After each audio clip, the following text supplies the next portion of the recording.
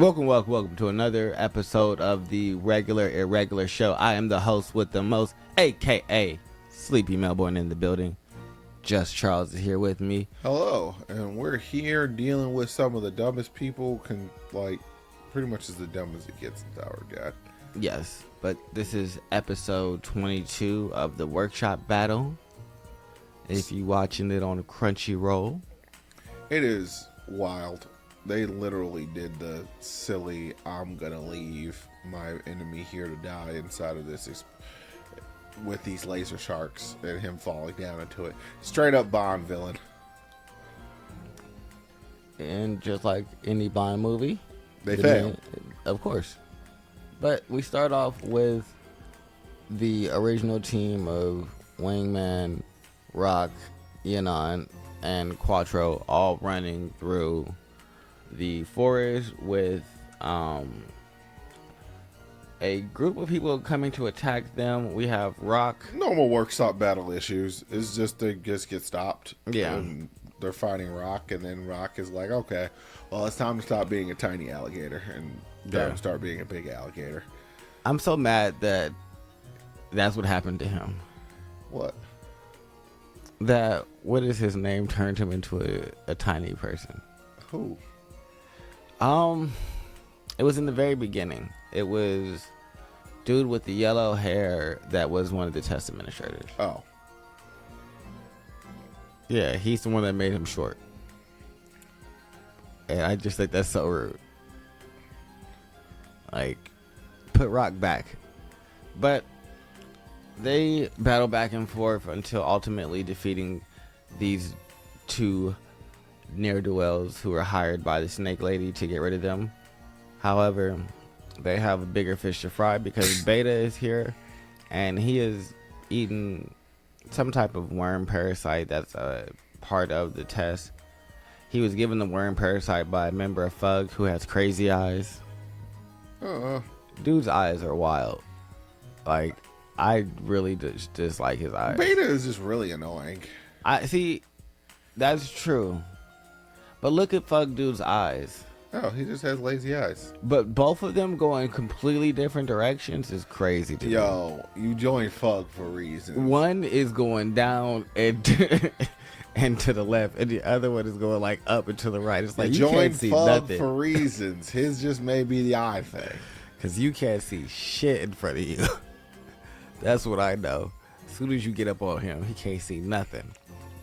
But we get to see Beta battling against Team Bam while Bam is inside of the thorn room swallowing the thorn. He's not swallowing the thorn. He's being subjected to it, and they're just kind of like, ha, the thorn is going to take over your body. I mean, but he did the big red thing. I don't know if he did the big red thing or whether or not the big red thing just happened. Because Bam is just kind of sitting there confused, like, what is going on? Hey, well, it seemed like he was starting to struggle, and that's what helped call forth, like, that red energy. I got this really cool thing. And so a skeleton does appear out of him, and it taps into the thorn, and they merge. And now Bam has the thorn, and he is ready to regain and rejoin his friends. Yep. And this other idiot who's been plotting, by the way, he plotted terribly, by the way. This is literally the worst plot. This is what happens when you improvise and you try to fight against someone who can see the future. It probably wasn't even a bad plot. It's just, no, it was a bad. This was destined to fail. It's just like, haha, we will put a thorn in Bam. Yeah, the moment you are operating from a place of ignorance. But that's why I don't feel like it's a bad plot. It's like, if you have only their information, they did the best they could. It was just a bad idea to begin, because that means you just don't know anything about Bam. You should have left Bam alone. Yes, you're right. They were going up against an unknown, acting like they had all the information. That was foolhardy. I completely agree with that. Karaka is very brash and should not have tried to steal the thorn. I mean, this seems like very Karaka-esque because ultimately he's not putting himself at risk in any kind of way. So ultimately, even if this plan goes poorly, it's just like, oh, we still got a Fug member with the thorn, yada, yada, yada. But these idiots just being gung ho with it is just like, did none of you guys think this through? If this goes wrong, you guys are the people who are going to be feeling the repercussions. All of them are religious zealots. I don't give that level of forethought to religious zealots. Do you? Unfortunately not. Yeah, exactly. All of these people are religious zealots. That's why they talk about Karaka being their god and everything like that. It's like, all right, bro, you put logic on the shelf and walk through the door. Got it. Logic didn't matter. You're just going to do whatever you think to try. You're like, fuck it. It's just going to work. It's going to work because I believe. I believe that my God, and since I'm walking the path that my God has dictated for me, it's going to work out. One, he's not a God. Two, not letting her escape. Like, he already has a thorn. At this point, you just being petty and upset. Like, I mean, you can't unring this bell. It's already over with. You lost. Yeah, that's why I said he petty and upset. But we get to see Bam with the thorn. He's going to face off against the Mad Dog. Well, he's going to try and escape, but eventually him and the Mad Dog are going to have a little 1v1, which I'm excited for. They're slow walking this fight. I'm excited to see him actually take on someone who they're propping up as one of the best. He's also going to have to handle Beta because Beta just stabbed Wingman through the chest. Beta's nothing. I don't think Beta's strong, but you just got to put fist and feet to him because don't be trying to kill my friends. I just got a problem with Beta is just a giant weird problematic weirdo. It's just like, because of him all my friends were killed. Yo, I hate to tell you this, but he's not an experiment. He's just a fluke. They just kind of lucked into him. All of your friends, they died for nothing. I mean, well, that's not his fault. I mean, it's nobody's fault except for the people who did it. Beta's an angsty teenager. That's what Beta reminds me of, and so I just don't even pay him no mind. Honestly, the people who did this, from what I understand, was Fug. Angsty teenagers are gonna hate the world regardless. It's just like you're working with the people who literally caused the situation that you're in right now. You're like, because he don't know everything. He just running off emotions, and I think he already knows that he's being used, but he just wants to cause Batman misery. For what? Because he's an angsty teen, and that's what they do. Just douchey shit. He's just a douchey, angsty teen. It's just like that's at least Beta like is my to me. thought is, it's just like, oh, we're gonna cause you misery, but why me? Like, you could. Why me from Jeff down the street? Because our situations are similar, but I feel like you're going to have our a better situations end. are. I'm not a lab rat. You're a lab rat. Well, no, our situations aren't. Well, that's why I'm upset. I'm a lab rat who they feel like could have had the thorn, and they could use as a weapon. And you are a person who just so happens to have the ability to use the thorn, and so they treat us much differently. And I don't like the fact that you get treated better. I get treated better. I'm sorry. Whose friends are being used to get used as leverage? Don't care. I only care about my perspective. I'm an angsty teen, and you want me to use logic. Nope. You know what? Mad. I'm gonna give you. This is the reason why I'm gonna give you a good slap. Yeah, exactly. I wouldn't even fight him. Yeah. I would just smack him. That's why Beta has to get fisted feet because no fisted feet, just smacks. He said just smacks. It was like, you want another smack? No, shut up and sound somewhere, Beta.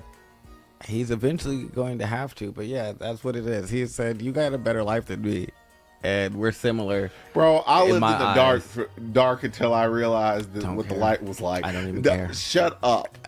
Like, the more that comes, like, I would literally just have both my hands around his neck. It's just like, you lived a better life. I lived into the dark until like 2 years ago. Don't care. I don't even know what food was. He does not care about any of that. I'm just letting you know. Beta has decided that your life was better than his. We're both human ignition weapons. What are you talking about? And so since your life was better, you have to be punished for that. Because how dare you have a better life than me? You know what? I'm going to eat you. How about that? That would have been the greatest thing. It's just like, whoa. Come back out here, random skeleton thing.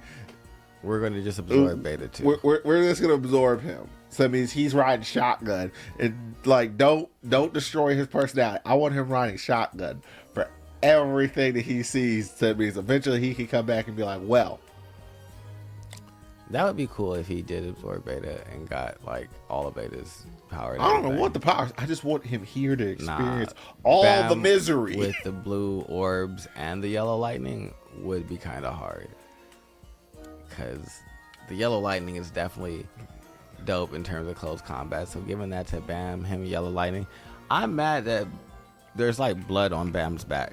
Because he got stabbed. Yeah, but it's just like, it's just there. It's like, it's not even like a wound. It's just like bloody clothes. That's what happens after you heal and you don't get new clothes. He just ends up with bloody clothes. Yeah, but why is the front not bloody? It is. Okay, I was gonna say the front better be bloody too, because you better not just have his back bloody and then the front is regular. It's like, what happened there? Your magic just ran out once it got to the end. It said, we can't change the back. We don't know what it looks like back there, so it'll be fine. But that's really it for this episode. We were going to see, hopefully Bam gets summoned to go fight Beta, because and smack him around quite a bit. It's just like, they named you Beta for a reason. That part.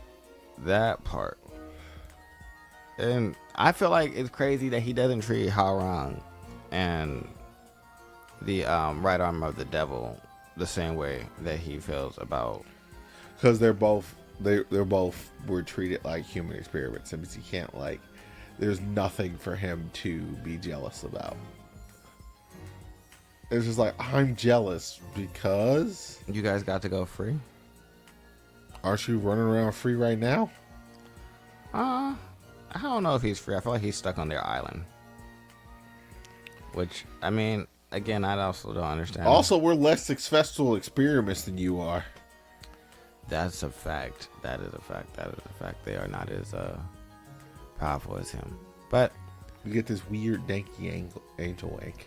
Other than that, make sure you guys like, subscribe, comment below, and we will be back next week for some more wonderful Tower of God. Hopefully we get 2 more episodes. I need 3 more episodes.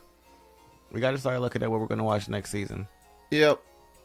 Time to do the anime review. Yeah. Time to look at live chart. Oh, if you guys are also interested, we'll be doing a top 40 One Piece and probably top 40 Tower of God. Probably. But other than that, make sure you guys like, subscribe, comment below. I know I said it before, but I'll say it again. Goodbye.